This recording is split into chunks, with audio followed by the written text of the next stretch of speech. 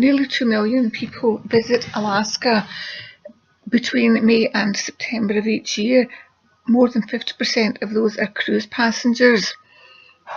That percentage would increase dramatically if you're just talking about the Inner Passage area of Alaska, where there are lots and lots of very large cruise ships. While it is completely understandable that people cruise in Alaska, many of the cities and towns are not connected by road, and the only way that you can really get to them is by sea or air. I really would recommend doing the Inner Passage by ferry, by the local ferry.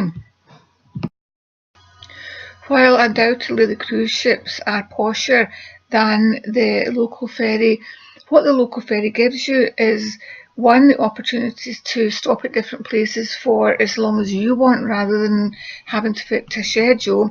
It also allows you to meet other fellow independent travellers, Alaskans, etc. And I think it's really a lovely way to see the Inner Passage, and I would definitely recommend that you do this if you're going to be considering going to Alaska.